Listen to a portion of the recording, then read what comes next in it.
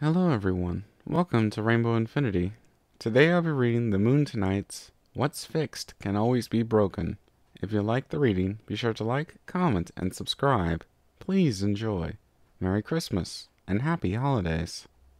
What's broken can always be fixed. Dear, are you sure you know what you're doing?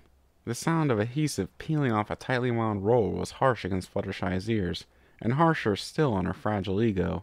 In the still air of Fluttershy's cottage, the sound sliced the tension like a guillotine. The glare from Luna wasn't helping. I know exactly what I'm doing. I've been fixing bookshelves for longer than you've been alive.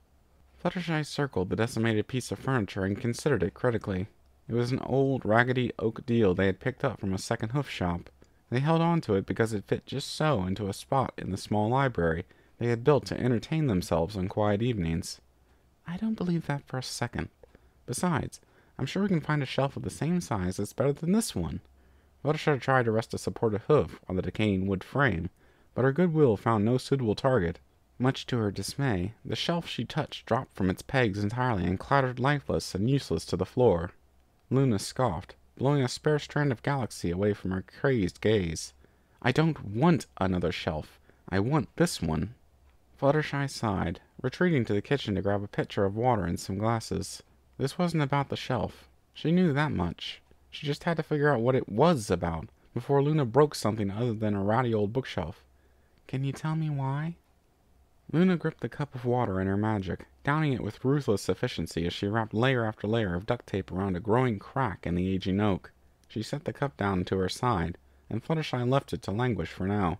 Because I like this bookshelf. I liked it when we saw it in the store. I liked it when Applejack helped me repaint it. I liked the way it looked in our library. Content with her repairs on this side, Luna set the tape down and produced some wood glue and a vise from the toolbox sitting gutted next to her. I like this shelf, and I want to continue liking this shelf. Fluttershy considered Luna's answer. The princess didn't like to lie, but that didn't absolve her from speaking in half-truths. Fluttershy had gone her entire life speaking softly, setting words in between the spaces of other words, in a desperate attempt to be understood. What Luna needed right now was understanding. Do you need me to hold that piece steady for you? Fluttershy set her glass on a nearby table, and moved to Luna's left side, ready to help. Luna spared her a glance, and Fluttershy's heart nearly crumbled into ash. Yes, please. Hold it steady so that I may apply the glue. I shall no longer stand for this accursed fracture. Fluttershy gripped one end of the shelf with her left wing, while bracing the other with her right hoof, an extended hug across the stained white piece. Luna applied wood glue to the joint, where a shelf bar met the shelf wall, and held it in her own magic. Fluttershy released her grip while Luna stayed steady.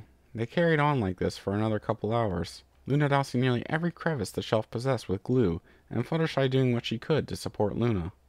Sometimes this meant physically supporting the shelf, but it was mostly keeping Luna hydrated, or dabbing the sweat off her forehead. It was the middle of spring, and the heat of the summer was fast on their tails. A heat ill-suited for a mare with a coat as dark as Luna. Fluttershy thought she looked beautiful when the spring sun caught the tendrils of faraway stars that soaked her mane, but that was neither here nor there. Here was lying in a fatigued heap the wing of the moon goddess enveloping Fluttershy's side as it rose and fell. The shelf was intact, despite fate's cruel attempts to ensure otherwise. The light from the fading sun sang through the window, and fell soft and warm across their tangled bodies. The sweet smell of sweat mingled with the acrid aftertaste of far too much wood glue, hanging heavy in the lazy air of Fluttershy's cottage. What was all that about, anyways? Fluttershy could feel Luna stir against her, the question digging deep into the inky blues and blacks of Luna's mind. I just liked that shelf, nothing more. Luna's foreleg pulled Fluttershy closer to her, even as Fluttershy felt Luna drift a little further away. You and I both know that's not it. Fluttershy placed a gentle kiss on Luna's forelock, urging her lover to consider the truth at hoof. The air was silent and still for an eon before Luna finally spoke. Time is a funny thing, my love. It gives us so much. The passing of the seasons, the growth of foals, the space we need to learn. But it takes, too. It takes as much as it gives, sometimes more. I was gone for so long. Luna's grip around Fluttershy tightened, pulling her as close as the world would allow. Fluttershy could feel Luna's heart hammering in her chest, a frightened drummer pounding away on a fragile drum. I've lost so much, Fluttershy. I try not to concern myself with the material, but I can only lose so much in one lifetime. Luna's voice was deep and quiet, a contemplative rumbling that rattled her ribcage. It was Fluttershy's turn to let the world slow, to take her time in plucking the words from their flower bed. Fluttershy had to choose carefully when talking to Luna. Not carefully like Rainbow Dash, but carefully like walking along a canyon with unsteady footing. I understand. I hadn't really thought about that.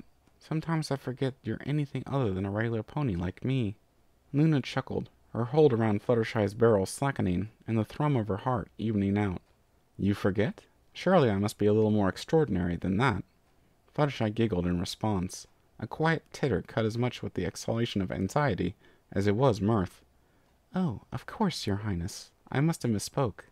Fluttershy let out a contented sigh as the stress of the day washed out of her body and sank into the floorboards. Next time this happens, can we get Applejack to fix it? Luna hummed, nuzzling into the feathered ruffle around Fluttershy's neck. Yes, we can. Thank you for listening in. I hope you enjoyed the reading. Until next time, stay tuned.